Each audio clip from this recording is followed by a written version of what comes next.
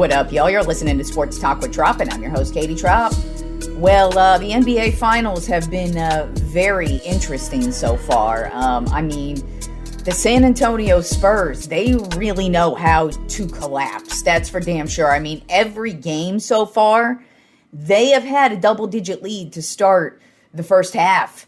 And they go out of control in the first half, and it just kind of feels like they blow their wad in the first half, and then the second half appears, and they just cannot knock down a shot. So let's get in to what has been going on in the NBA Finals, beginning with Game 1. Shockingly, the New York Knicks were able to steal Game 1 in San Antonio, 105-95.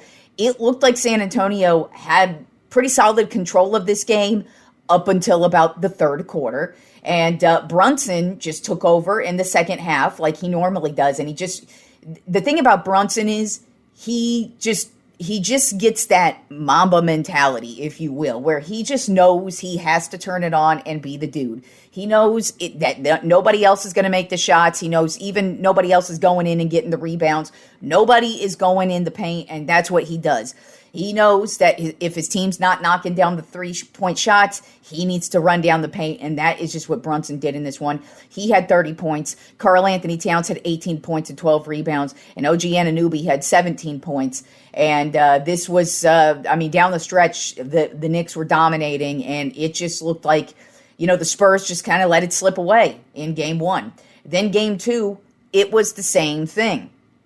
They had a nice little lead to start the first half, and then the second half began, and then it was kind of like midway towards the third quarter, they start to fall apart, and the Knicks are able to hang on to this one, steal the second one in San Antonio, 105-104.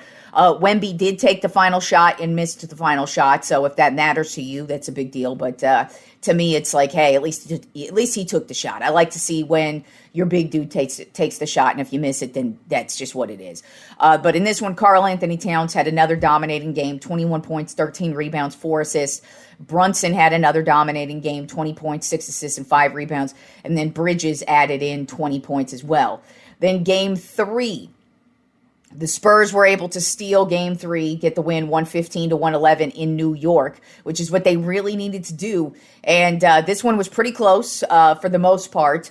But Victor Wembanyama, he was able to take over in this one. He had 32 points, 8 rebounds, 6 assists, 3 blocks, and 2 steals. Stephon Castle, 23 points, 5 rebounds, and 5 assists. So just an all-around solid game from the Spurs. They did not let up in this one, but the big let-up that they had was in Game 4. At one point in this game, the Spurs were up 29 points. The entire first half was completely dominated by the Spurs. As a matter of fact, it was 12-2 to start the game, Spurs.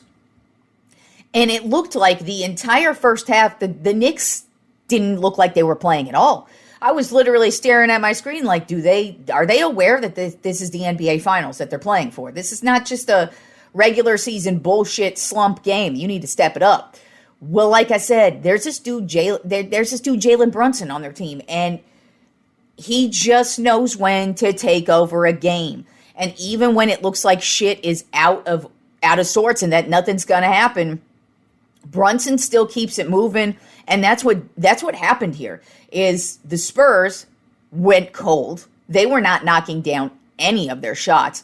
They were throwing up complete desperation threes, and I'm just watching. As we get to the third quarter, I want to say there's about 5 minutes left, and the Knicks are starting to make a comeback. I want to say the Knicks are down about 17 points at one point, and I'm looking at this, and I'm like, the Spurs are just running down the court and just chucking up threes.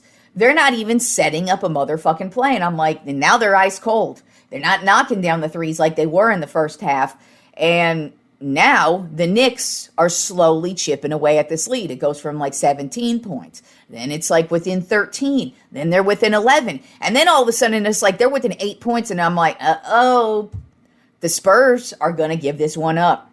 So the Spurs were able to maintain this lead all the way through the fourth quarter till about 5 minutes left to go. And the Knicks were able to just knock down threes. They were able to just make the shots when they needed to. And then all of a sudden, they take the lead. And then the Spurs are able to get the lead back. But motherfucking De'Aaron Fox, and it's not just him, but it was on him towards the end of the game here. He should have just taken the ball down the court and tried to force a foul and get to the free throw line. Instead, he gets down the court and just tosses up a motherfucking shot and loses the ball, and the Knicks are able to run down the court. And they're very lucky because they missed the shot, but they get the ball back. And so now they got to inbound. And the Knicks inbound, and Brunson misses the shot, but OG Anunoby runs down the middle untouched and gets the layup for the game-winning layup. Knicks win 107-106. Biggest NBA Finals comeback in history, in NBA Finals history. Nobody has ever come back down from 29, and the Knicks did it. Brunson, like I said, dude turned it on in the second half especially, but the fourth quarter as well. He had 36 points, 7 assists, and 5 rebounds, but the dude was OG Anunoby, 33 points. Gotta say, it's early still. The series is not over, but if the series were to be over, gotta say, OG Anunoby, to me, MVP right now. Brunson playing out of his mind, of course, and is definitely the reason why they are in reach every single game. But OG Anunoby has made some insane game-changing plays. And I mean, that game winner in game 4, that pretty much sealed it to me. So I kind of feel like Anunoby is the finals MVP, but it's probably going to end up going to Brunson. Because game 5, Saturday night in San Antonio, the Knicks are up 3-1 right now. So the Knicks could close this out in San Antonio. And I wouldn't be shocked if they do, because like I said, the Spurs have been able to get the lead, double-digit lead, every single game and blow it. And I'm not shocked by this, because I did say this before the playoffs began. The reason why I didn't believe in the Spurs is because I felt like they needed to grow. This is all of their first time ever in the playoffs. This is Wemby's first time in the playoffs. This is Castle's first time in the playoffs. This is even their coach's first time in the playoffs. So this is all new to them. And I felt like they were going to run into a wall at some point, and here is their wall. So I just feel like not only have they blown a lead in every one of these games, but I don't know if you can come back from what happened to them in game 4. Being up 29 points and completely demolishing this team the first half of the game, and then letting them back in, and then not only letting them back in, but to win the way that they did. I don't think the Spurs can come back from this one. As a matter of fact, I think the Knicks are going to win on Saturday night and close this one out on Saturday. So we'll see. We might still be talking NBA Finals on Monday's show, but I really won't be shocked if the New York Knicks win it all on Saturday. But we'll see how that goes. But what a crazy series. And, I'm not really surprised by what I'm seeing with the Spurs here. They are way too young, and this is what happens with a young team. They get going real quick in the first half, and then they blow their wad in the first half, and then they lose their footing in the second half, and they can't knock down the shots, and then they're just not setting up plays. I don't know what it is with today's NBA, because it's not just the Spurs, but the art of passing the ball and setting up a play is so lost in today's NBA and needs to be found again. Yes, I know sometimes it's boring to watch the ball be passed around 11 times, but guess what? That is how you set up a play. That's how you get time off of the clock. So I don't know what's going on, but y'all need to learn the art of passing, especially the Spurs, because they would at least be going home tied 2 rather than down 3-1, but They have not learned the art of passing the ball, and they need to learn it quick. All right, so that's the NBA Finals. Let's get into the week of baseball. It's been a very interesting week of baseball beginning on Monday. between the New York Yankees and the Cleveland Guardians. This game went 10 innings. The Yankees walked away with a 7-5 win. Cody Bellinger had the game-winning single in this one. Paul Goldschmidt, he has been turning it on the last couple of weeks. He had a home run and 3 RBI in that game. And it was a back-and-forth game between them and the Guardians. It was just like almost every dude who came up to bat, he was changing the game at some point. And it wasn't shocking that it went into 10 innings. And then, of course, the Yankees were able to walk away with the win. Then on Monday, the Philadelphia Phillies took out the Toronto Blue Jays 5-2. Christopher Sanchez is continuing his dominating Cy Young award-winning type season, where he went 7 innings pitched and 10 strikeouts in this game. This was his 4th 10-strikeout game of the season. That's why he's one of the top leading Cy Young Award candidates at this point in the game. I mean, he has had, I don't think anybody's been dominating at pitching the way Sanchez has been dominating at pitching this season. Then also on Monday, the Milwaukee Brewers and the Sacramento A's, they've been playing a series in Vegas this week. And holy shit, they've been knocking the ball out of the park. It has been home run central. This game that they played on Monday went 12 innings. The final score ended up being 15-14 Milwaukee. Between both teams, they had 29 runs and 11 home runs. And the game winner was Bryce Turang, who's had an amazing season for the Milwaukee Brewers. He scored on a fielder's choice in this one, but it has been crazy to watch these two just knock it out of the park. It's mostly because where they're playing, I think, is a AAA or AA stadium, so it's a small ballpark. So, of course, you're going to be knocking it out of the park. But when you got 11 home runs between two teams, that's pretty crazy. Then on Tuesday, the Los Angeles Dodgers took down the Pittsburgh Pirates 12-3. But the big deal in this one was Freddie Freeman continues to build on his amazing career resume. He hit his 2,500 hit, and he is the only active player at 2,500 hits. So that's a big deal. I mean, he's already got an insane career resume, and this just adds to it. The funny thing is, on the total list of all-time hits leaders, he's at like 100, ranked at like 106. So he still has a way to go. But I mean, 2,500 is a big deal. He went 2 for 4 and with 1 RBI in this game. And also Paul Skeens, he was the pitcher in this one and got blown up. This was probably, I believe it was his worst game of the season. So just not a good game from him, but I mean, it's to be expected when you play against the Dodgers.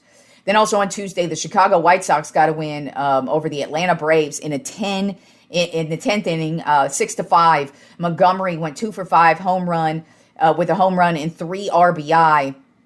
And Montgomery, this was his rookie debut. This was his first game he's ever played in his entire career. 2 for 5, like I said. He had the game-winning home run, and he is the 5th ever rookie with a walk-off home run in the history of baseball. So that says a lot. And the White Sox, man, they just are rolling. You thought they were going to, or at least I thought they were going to cool down when Murakami went on the injured list. And so far, the White Sox are in first place right now in their division. So who would have thought? Then also on Tuesday, like I said, this series between the A's and the Brewers has been out of control when it comes to the home runs. The A's got the win 7-5, and they actually had 5 home runs in that game. Then on Wednesday, the San Francisco Giants, I haven't been able to talk about my Giants much this season because they've been terrible. But they were playing the Washington Nationals on Wednesday. They were down 9-1, and I was like, oh, God, this is just a terrible-ass game. And then out of nowhere, they had a 5-run 8th inning and then a 5-run 9th inning to actually win the game in walk-off fashion 11-10. As a matter of fact, Eldridge had a walk-off grand slam in this one. And like I said, the Giants got the win 11-10 in a shocking state of affairs. Chapman actually went 4 for 5 with 2 home runs and 3 RBI as well. Chapman's really turned it on these last couple of weeks himself. But this was a very shocking win by the Giants because they just have not been able to get the run support, and they've just been a very mediocre team for the most part this year. Then this great series on Wednesday between the Pirates and the Dodgers. The Pirates got the win 9-8. Callahan, their rookie, He had 2 home runs, 4 RBI, and they blew up Shohei Ohtani in this one. He was pitching, and he was pulled immediately just because he was getting blown up in this one. But the Pirates and the Dodgers, they've been going back and forth all week, and the Pirates got the better of them on Wednesday. Then also on Wednesday, the Philadelphia Phillies took down the Toronto Blue Jays 7-4. Harper, Schwarber, and Bohm all had a home run in this one. But also on the opposite side of the field, Max Scherzer, he got his 3,500th career strikeout. So he's right there with Freeman, got his 2,500th hit. Scherzer had his 3,500th career strikeout. And, Scherzer, he's another dude where he's just continuing to add to the resume, build on his amazing career. And good for him, just another notch in his belt right there, because he has been a killer with the strikeouts his entire career. And then also on Wednesday, talking about the Chicago White Sox again, taking down the Atlanta Braves 2-1. And like I said, they are first in the American League Central. They got a great pitch. They got great pitching from their pitcher Martin. He went 6 innings pitched in this one with 6 strikeouts. And then on Thursday, the Cubs, who have been reeling this last month, they got a win that they really needed over the Colorado Rockies, 9-3. Suzuki had a grand slam in this one with 4 RBI. And then Bregman, who's had just a very, very quiet season, he had a home run and 2 RBI in that one as well. So with Freddie Freeman, becoming the only active player to hit 2,500 hits in his career, I decided this week my Trop 5 list is going to be the Trop 5 hitters. And what I mean by that is not just dudes who are knocking it out of the park. It's mostly, are you getting on base? Do you steal bases? And it doesn't, of course, home runs do matter. Home runs are a big friggin' deal because that's automatic runs immediately. But just getting on base is something that is absolutely necessary. And so these Trop 5 hitters right here, they, of course, are definitely in the top 10 of the all-time hitters. But yeah, these are all just straight-up hitters. It has nothing to do with home runs per se. Now, one of these guys, definitely a home run king. But the other guys, not really about the home runs. 4 of the 5 are pretty much just dudes who used to get on base and are just did their job, basically. So let's start with number 5. I bet a lot of people would not put this guy at number 5, but he actually is in the top 10 for all-time hits. So number 5 on my Trop 5 hitters, Derek Jeter. Played with the New York Yankees from 1995 to 2014 at shortstop, of course. He is number 6 overall on the all-time hitters list with 3,465 hits. Yeah, Derek Jeter, 3,465 hits. I mean, he was amazing at the shortstop position. For the most part, when you look at Derek Jeter, you mostly think of the defensive plays that he made at shortstop.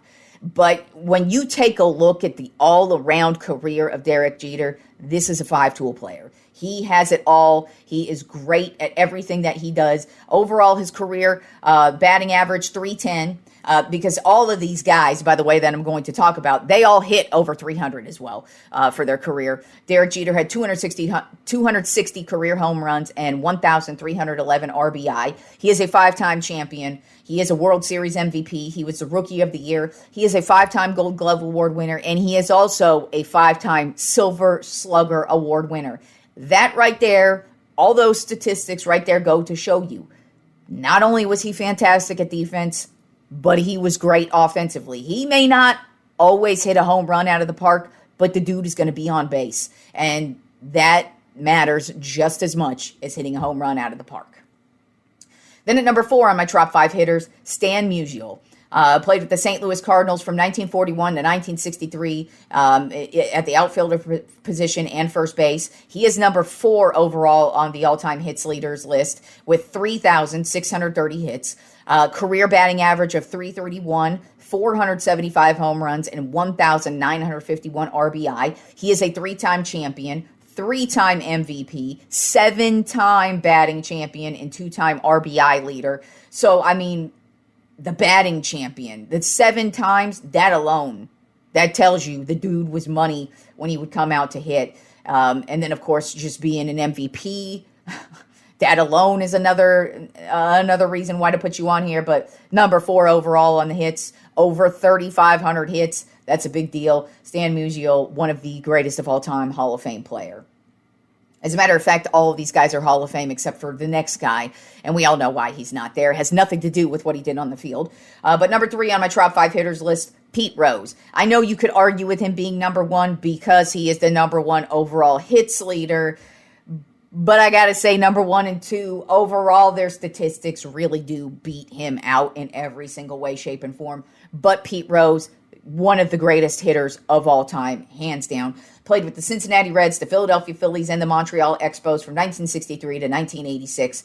Outfielder, of course. He is the number 1 overall all-time hits leader, 4,256 hits. So, yes, over 4,000 hits. Crazy stat right there.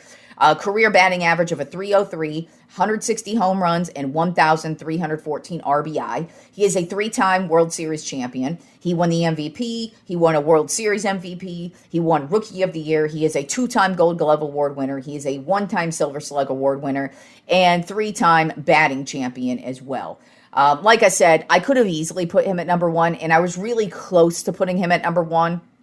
But then when I looked at the overall stats of these next 2 guys that I'm going to talk about, I really could not justify putting Pete Rose above those 2, even though you could because he's the all-time hits leader. But my number 2 Trop 5 hitter is Hank Aaron.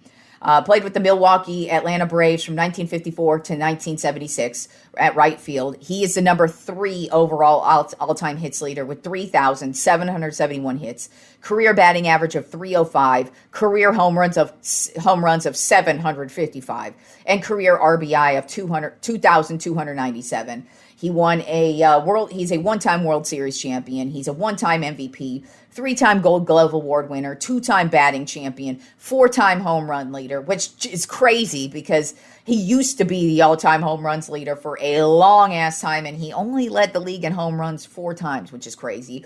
4-time RBI leader, and then, of course, he holds MLB records in most career RBI, 2,297. Most career total bases, 6,856, and most career extra on base hits, 1,477. And it's statistics like those that I just rattled off that are really why I put him above Pete Rose, because I was like, man, Pete Rose's career RBI, 1,314. Hank Aaron, 2,297. I mean, that's double. And then the home runs, it's not even a comparison. So 160 to 755. Come on. So to me, and then, I mean, when you look at the hits, 4,256 for Rose, 3,771 for Henry Aaron. I mean, it's not that far. And to me, Hank Aaron is just one of the hands down greatest baseball players just of all time. So if we're talking hitter, that's pretty much it. But number 1 is somebody who none of us have watched. I mean, if there is somebody still alive who has watched this dude, wow, that's pretty crazy. But it's Ty Cobb at number 1 on my Trop 5 hitters. And that's just because when you look at his statistics, it is nuts. I mean, nuts. His career batting average, it changed it all for me, really. Because I'm like looking at all his stats and I'm like, I was going to put him behind Pete Rose. And then I'm like, no, I cannot put him behind Pete Rose. And then I was like, I'm going to put him behind Hank Aaron. I'm like, no. This guy is the king of getting on base. That's all there is to it. And that is Ty Cobb. He played with the Detroit Tigers from 1905 to 1926. So if you saw Ty Cobb play, wow, and you're still alive. I mean, that was 100 years ago when Ty Cobb retired at center field. Number 2 overall on the all-time hits list at 4,189. He is still on the all-time hits list, and he retired 100 years ago, okay? His career batting average, 366. I repeat, 366. Derek Jeter's 310. Stan Musial, the closest one out of these guys in the pack, at 331. Hank Aaron, paltry 305. And Pete Rose, a shitty 303 compared to Ty Cobb's career batting average of 366. That alone tells you how much this guy was on base. 117 home runs, 1,944 RBI, and 897 stolen bases. He won an MVP. He won the Triple Crown. And here is another stat that put him above all of these guys on this list. As a matter of fact, yeah, he's got more batting champions than every guy on this list combined. He led the league in batting average 12 times. 12 motherfucking times. Led the league in home runs once and is a 4-time RBI leader and a 6-time stolen base leader. Nobody got on base more than Ty Cobb. He was the king at getting on base. Like I said, this did not matter about home runs. This is not a home run hitting list. This is just getting on base. And then when you get on base and you do all the little things like stolen bases like Ty Cobb did, man. But to still be at number 2 overall on this list with hits, 4,189. And I mean, Pete Rose is barely above him, 42.56, 41.89. That's not a big disparity right there.